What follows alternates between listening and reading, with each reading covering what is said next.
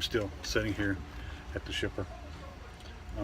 They started to load, and I didn't like the way they were loading it, so I made them unload it, and they're redoing it again. And just I'll show you the load once they get kind of done and tell you what they did that was wrong. But just so you know that when you're an owner op, you're responsible for that load, and you need to make sure that they're loading it right. So like I said, once they get all done and I can throw the camera out there, I'll take some pictures and show you what it is that they loaded and how they first tried to do it, and I made them undo it. So check back with you in a little bit.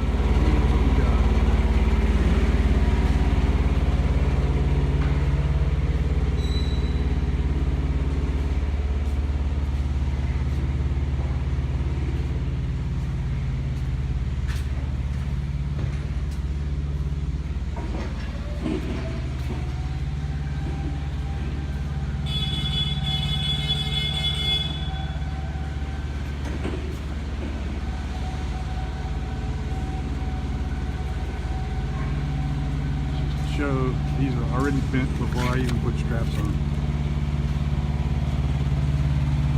And these are the ones that I had to have them put the extra cross member on in order for it to not bend over. How's everybody doing? Today was one of the bad days in Flatbed, I guess you could say, but it still beats a bad day in Flatbed still beats a good day in reefer. So I got there at 8:30 this morning. My appointment was between 9 and 11. They had me back into the door right away, but they didn't even start loading me till about 11:30, 12 o'clock. And I did a video, I did a walk around of it before I tarped it. So that video was up before I edited that first before I did this. So make sure you watch that. The box that was towards the front of the truck, the crate, they loaded it up first, and then they tried to put another crate on top of it, which would have taken it and stacked it up to 8 foot high, which I didn't have a problem with that, except that bottom crate started giving way. And I told the guys, like, that ain't gonna work. They were missing basically a piece of angle wood that would stabilize it in the front.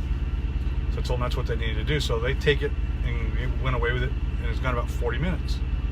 And he comes back and they said, oh, we're not going to load it that way. We're going to take the load that we put on top and put it behind it. So I'm like, all right, that's fine, that'll work that way, but just put at least the one, because one side had the angle on it. I was like, at least put that towards the front of the cab. So he did that, and they loaded the other one. Then all of a sudden, here they came with some sheet metal, flat sheet metal, and they tried to lay that on the top of that crate, and sure enough, the crate started to lean.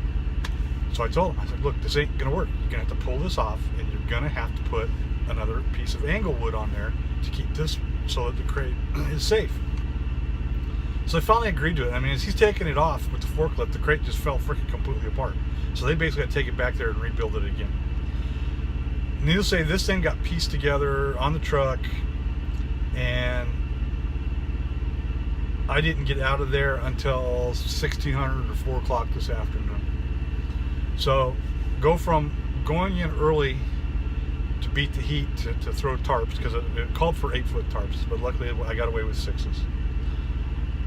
Only have to work in the heat to get my tarps and the plastic on, to then leaving during rush hour traffic. And then on top of that, finally get through the rush hour traffic, and then there's accidents on 75 probably every 10 or 15 miles. So it was just backed up. So I made it only as far as Ocala. I was going to stay down a while, but I was like, I needed to get up here. My trailer receptacle for my pigtail is broke where it mounts up on both sides of the mount. So I came up here to the TA to see if they have them, and they don't. They just carry these boxes. So now I've got to figure out where I'm going to get this, because basically my plug is just sitting there, but it's not attached to the trailer. I mean, it is electrically, so I have all my lights and stuff, but there's nothing holding the receptacle there. So I'm going to have to get that fixed. And I'll look along the way, see what I can find. I may end up having to swing by a trailer shop. So we don't deliver this until Monday in Houston.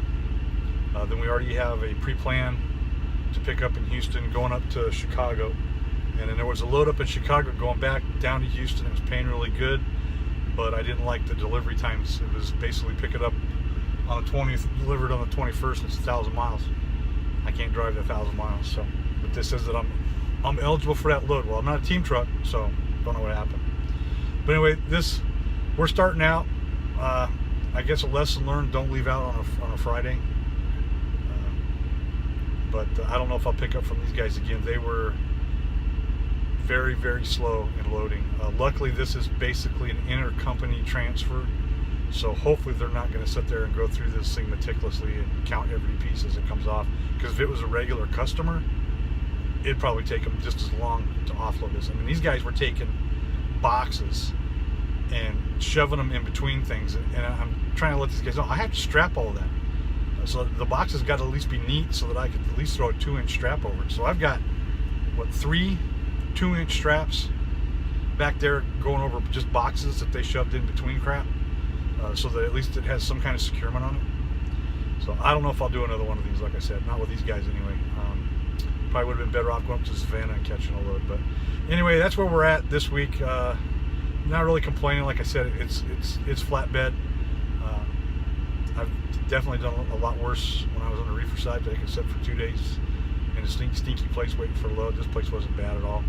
So I'm not complaining about that. Just how they loaded and what they're trying to do. I mean, in essence, this load probably should have been a dry van load, not a flatbed load. Because they were just trying to throw boxes and stuff in there that, you know, they had all this stuff in crates, but there was just no way those crates were going to fit on this truck. So they had to actually take them out of the crates and then stack them on the aluminum that they got there. So we got it all strapped, got it all tarped. Luckily they had a forklift that could throw the tarps over the top, so that was nice. So like I said, we got up here to Ocala, to Petro, got a shower, and we'll head out tomorrow and see how far we get.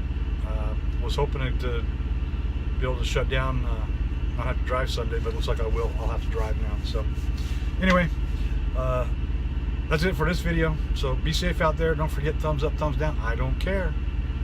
Hit subscribe, share it out, and be safe out there. Keep the shiny side up.